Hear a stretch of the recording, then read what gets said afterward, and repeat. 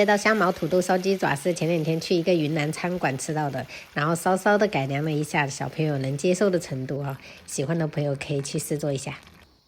首先我們先把雞爪焯水哈，加入薑片、蔥節，來一點料酒哈，大火燒開。這個小土豆的話，提前削皮了，直接給它對半切開就可以了。再準備1小個的西紅柿哈，我們給它切小粒，加一點西紅柿可以清心解膩啊，朋友們。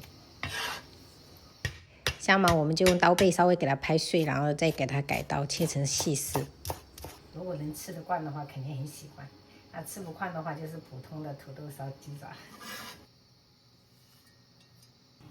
雞爪焯好水以後，我們就給它撈起來啊，然後用流水給它淘洗一遍，然後控乾水分。再提前準備一點這種薑末哈，一點點就可以。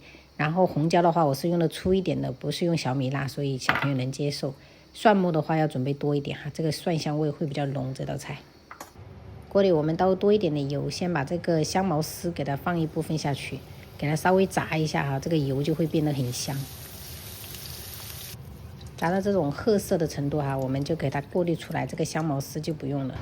再把這個油重新倒入鍋中啊，這個蒜的話我們也是一樣，加入大部分，留一小部分哈，然後再來一點薑末，還有那個紅椒也是留一點點，然後中火把這些料頭給它炒香。接着我們就下入雞爪、土豆還有西紅柿哈，然后給它翻炒均勻。調味我們來一勺鹽，然後1勺糖。然後這個蠔油我們要加多一點點，然後大概1勺的醬油，再來少許老抽上色，我們給它充分的翻炒均勻。水的量我們就没過這些食材就可以了哈，然後蓋上蓋子，調成文火的1圈，給它燉煮35分鐘。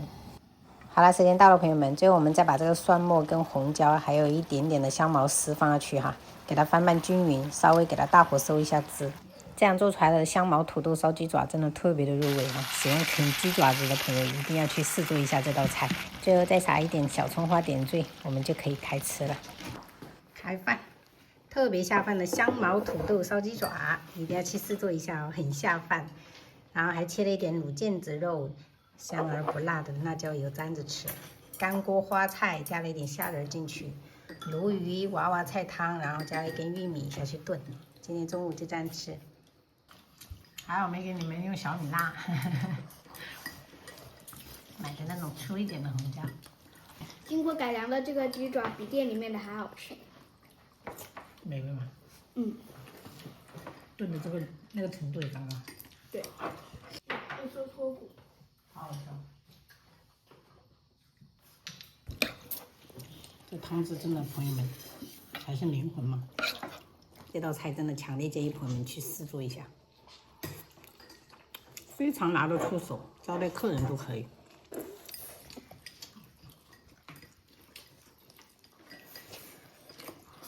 不应该都提前录吗？明天老師會安排吧。不夠晚飯。你都還沒吃完。完了。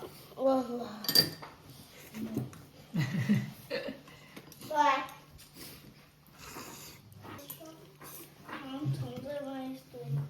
可以吃多少盛多少，没事，能吃完就行。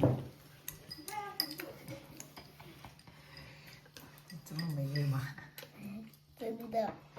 无